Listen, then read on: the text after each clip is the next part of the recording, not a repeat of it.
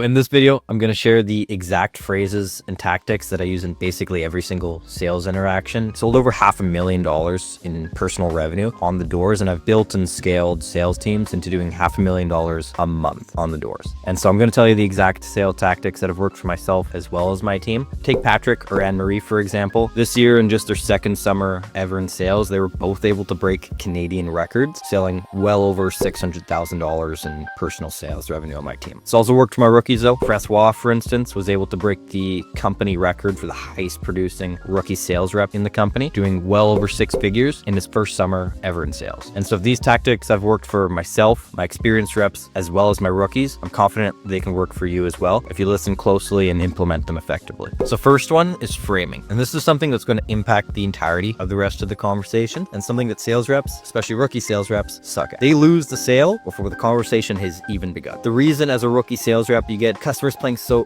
hard to get. They're giving you so many excuses and objections right off the bat because you haven't set the right frame with them. And so I stole the actual framework of how to set frame from Jordan Belfort, aka Wolf of Wall Street. And I should note, with great power comes great responsibility. Do not use them how he used them. Use them responsibly and ethically in your sale, or you're going to end up exactly how he ended up, but they're still effective nonetheless. And so Jordan says, in the initial read from the customer, you only have 4 seconds to take control of the conversation. Now, the unfortunate part about this is that in 4 seconds, you don't have enough time to verbally communicate the frame that you want the customer to have of you. And so you have to do all of this using unconscious communication. Now, the 3 things you need the customer to see and perceive in the frame is being sharp as a tack, enthusiastic as hell, and an expert in your field. Now, again, you don't have enough time in the first 4 seconds to say all this verbally. You're not going to immediately speak to the customer. Hey there, Mr. Prospect, I'm sharp as a tack, I'm enthusiastic as hell, and I'm an expert in your field. The customer's going to be like, what the heck's wrong with this guy? So you have to do all this unconsciously. First one, sharp as a tack. Filler words, stutters, body language, tonality, all that needs to be on point, because that's how the customer's going to perceive you right off the bat in your initial interaction. You need to be perceived as a natural born problem solver, someone that's on the ball, someone that's not going to waste their time nor yours. So sharp as a tack. Most people fail this one the most because they show up like a sack of potatoes, where their shoulders are slumped, they're saying and they can't even get out their own name in the first 4 seconds of the pitch. And so you need to be on the ball and practice that initial interaction a ton before we approach the doors. Second, enthusiastic as hell. If you're excited about your product, they're going to be excited about your product. And I don't mean over the top, oh my goodness, this is the best thing in the world. You're going to seem like a crazy man on the doors. I'm talking about bottled enthusiasm, something that's, just below the surface where they can clearly see you're excited about what you have to tell them, but you're keeping it under wraps as a professional. And so when they see someone like this, they naturally assume that what you have to offer must be good if you're that excited about it. So enthusiastic as hell. You have to be excited about the product or service if you're going to want to get them excited about the product, because a sale is just a transference of energy and belief. Okay, so third is an expert in your field. And the reason you want to be perceived as an expert in your field is because people have been trained to defer to experts. Naturally, when you go to a doctor's office, he asks you a question, you respond honestly and immediately to them. Wouldn't that be nice on the doors? Customers actually responding honestly and immediately to your questions. But they will if you're perceived as an expert on the doors or in your field. And the reason this is so hard for rookies to do is because they're not experts, right? And it's really hard to fake this sort of stuff. And so my recommendation is to just put in the extra effort into the training, into the research, into the industry, into your field to become an expert. If you genuinely are an expert, you don't need to pretend to be an expert, you just are. Now, there's a couple things that are going to help you along the way in being perceived as an expert, and that one of them is just dressing as such. And now an expert in a field is going to look very different depending on what field you're in. If you're a doctor, you're going to show up in a lab coat. That's what an expert in the field, in the medical field, would look like. Whereas if you're in door-to-door pest control sales, you show up in a suit and tie, customers' alarm bells are immediately going to go off. Why the heck is this guy in a suit and tie? That's not what a pest control rep should look like. It's not what a pest control guy should look like. Now, you can still be clean cut, but you want to look like an expert in your field. And so if you're in pest control, maybe that just means a nice clean quarter zip, company logo, company hat, clean shorts, clean pants, whatever it is, and running shoes. Maybe that's what an expert in your field looks like. But if you're showing up with pen marks all over the place and you're disorganized and your binders falling apart, well, now you're not an expert in your field, and the prospect is going to perceive you as such. And so those are the 3: sharp as a tack, enthusiastic as hell, and an expert in your field. If you're able to get this across in your unconscious communication, tonality, and body language in the first 4 seconds of the interaction, you're going to set yourself up for the entirety of the rest of the sale. Now, the second tactic is my favorite. This is labeling. This is how you can actually influence a prospect in real time. Now, I stole this from a guy named Chris Voss, who is an FBI hostage negotiator. And so if it can work for him in that extreme scenario, it can work for all of our sales interactions as well. And he uses this as a form of what he calls tactical empathy. So a way for you to intentionally build rapport, understanding, and trust with the prospect. Now, the way that you do this to, diffuse tension or build rapport is that you call out emotions that you think the prospect is feeling. And so if a prospect looks like they're feeling concerned about something as you're going through the sales interaction, don't just fully ignore it and move on. Call it out. Seems like you feel pretty concerned right now, Mr. or Mrs. Prospect. And either you're going to be wrong and they're going to say, oh, no, sorry, I was just not paying attention. They're going to be locked back in. Or you're going to be right. And they're going to say, yeah, well, I'm just kind of concerned about XYZ. And they're going to expand on it. And that gives you a chance to now address what their underlying concern actually is rather than just guessing. And so doing this effectively is a way to be very non-confrontational with your labels, because you're saying that it seems like you're concerned, it seems that way, rather than you are concerned or you are that way. And so this keeps you safe, where you're like smoke just floating through the conversation and the customer is directing you through, or directing and readjusting your labels as you go through it. And so a good label encourages prospects to open up and reveal more information about themselves. And so I've come up with a 3-step process to actually doing this, and it's observe it, name it, and then shut it. And this is the step that most people have the most trouble with. And so when you're seeing the prospect, again, if you see them concerned, like observe that. So you need to be paying attention to how the prospect's feeling. Now you know they're concerned, and then you got to name it. Seems like you're feeling concerned, or seems like you're worried about safety. Seems like you're worried about, the timeline on this, or, what's causing you some concern. So you name it. And then most importantly, you shut up and you stop talking and you let the prospect explain. You let the prospect take over and tell you why they're feeling that way or how they're actually feeling. And so this is tactical empathy from Chris Voss. I've taken Chris Voss's tactical empathy and labeling of emotions, and I've applied it to beliefs and behaviors as well. As far as I'm aware, I'm the first person to do this. If you guys know of someone that's done this before me, I'm not trying to steal their credit, let me know. But I believe I'm the first person to have reorganized this in a different manner.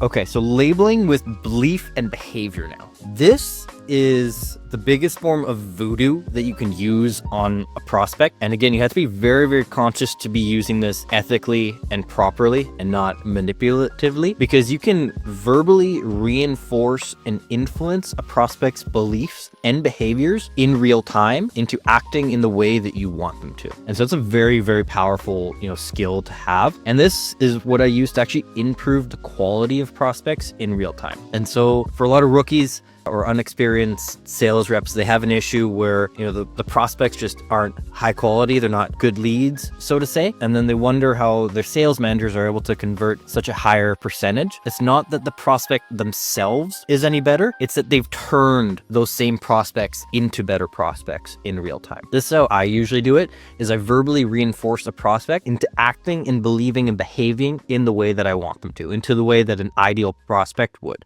And so people will behave always in alignment with their beliefs. And so if you can change someone's beliefs, it's the fastest way to shortcut and change their behaviors as well. Now, the hard part is that it's really hard to change someone's beliefs, right? Go to any family dinner and try to change your political family member's opinion on something. It's impossible. You've never done it. It's never going to happen ever, right? And that's your family. So now imagine trying to do that on a stranger, a prospect on the door that doesn't know you. Impossible. What we can do, however, is reinforce or bring to the front contradictory beliefs that a customer might have of themselves and influence one over the other. And so at the same time, a customer is going to have a ton of contradictory beliefs. They might believe that they are a fast decision maker, a critical thinker that's able to make decisions on the spot on their own. But they might also believe at the same time that they like to think about things and make educated decisions and hear from other people their perspectives. Those are two contradictory beliefs. Both are technically virtuous, and both are technically beliefs that the customer would like to have of themselves at the same time, but one is going to be negatively influencing the decision-making of the prospect, right? If customers are able to make fast decisions, you're going to get more sales on the door. If customers are, always wanting to think about it, well, you're going to be getting a lot of maybes. I need to think about it, come back later, I got to talk to the wife objections during the pitch.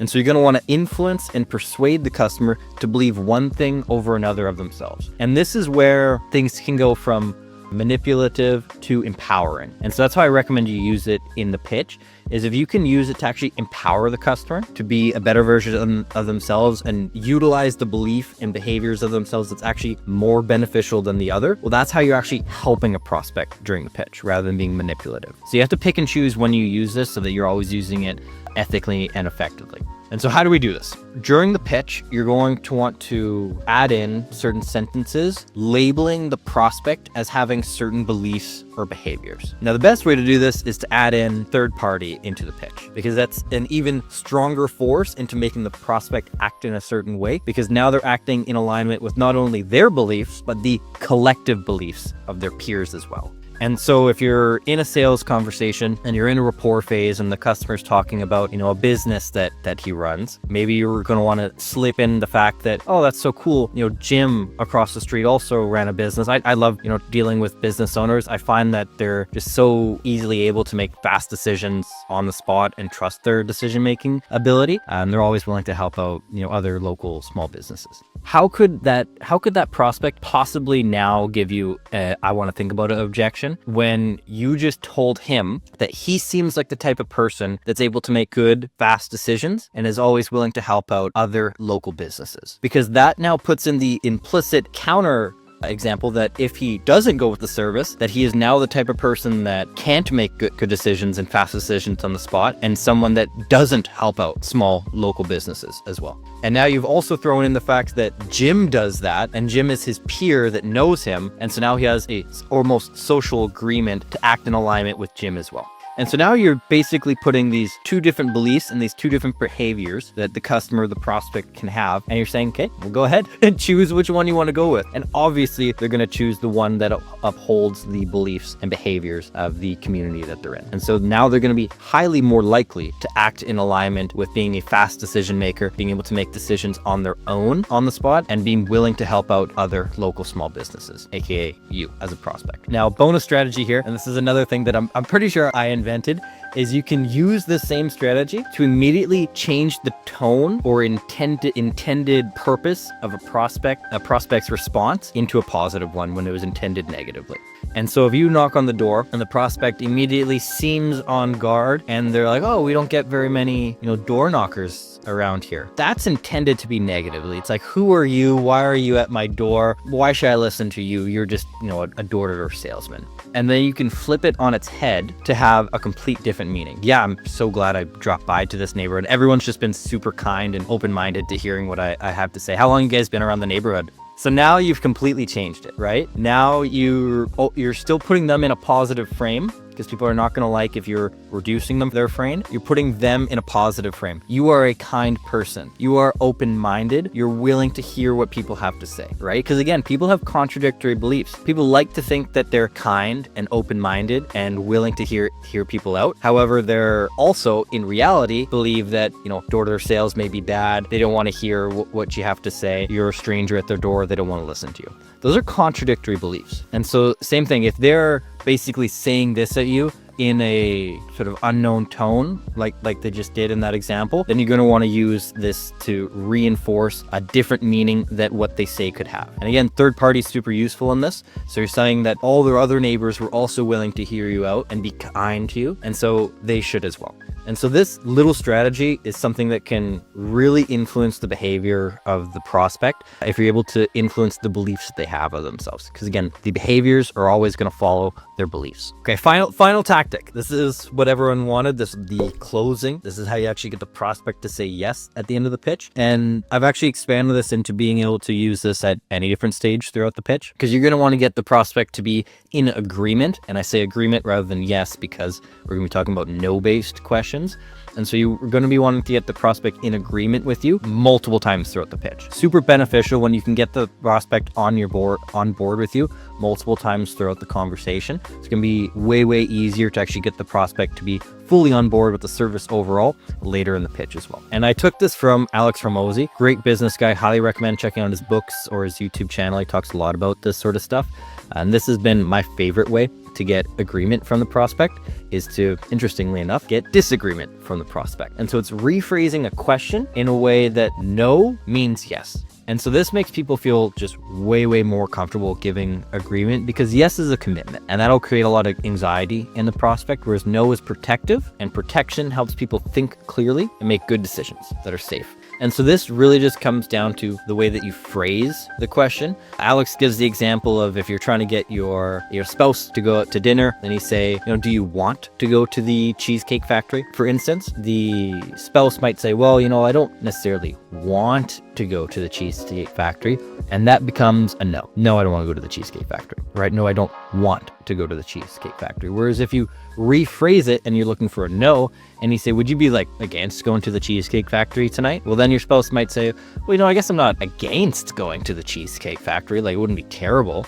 Well, that's a yes, right? No, I'm not against going to the Cheesecake Factory. That's a yes. And so simply looking for a no rather than a yes can take the exact same situation and the same prospect and get agreement rather than disagreement from them. And this is because most people are going to be sitting somewhere in the middle, and they're always going to choose the option that seems safest, which is usually to say no. And so if you're using phrases, would you be against, would you be opposed to, would it be crazy if, throughout the pitch, you're going to be getting way more agreements than disagreements than if you were looking for yes rather than no. And so they don't have to fully agree in the situation, because most people aren't going to fully believe anything, right? Most people aren't going to be fully for the Cheesecake Factory. Yes, it's the one thing that I want to do tonight. But most people are also not fully against something. No way, I won't go to the Cheesecake Factory. And so if they're in that neutral middle position, you're able to persuade, which side of the fence they fall off based on how you phrase all these questions. So that's no-based questions. You're able to use this, throughout the whole pitch, as well as at the very end of the conversation. Would you be against moving forward? Right now, I guess I'm not against moving forward. And you're able to move forward from that. Or during the pitch, maybe you want to check something out around the prospect's house. And so would it be crazy if I quickly just, ran around and gave you a quote? No, I guess it's not crazy. Go ahead. And then you come back to the prospect afterwards. So you're able to get a lot more agreements from this. But that loops up our 3 tactics. So labeling, framing, and no-based questions. Those are by far my 3 favorite things to do throughout the pitch in each of the different stages, beginning, middle, and end. Again, highly recommend checking out these 3 people, Jordan Belford, Chris Voss, and Alex Hormozi, if you want to get a little bit more depth into each of these 3 things and a little bit more training on that. These are my perspectives on them.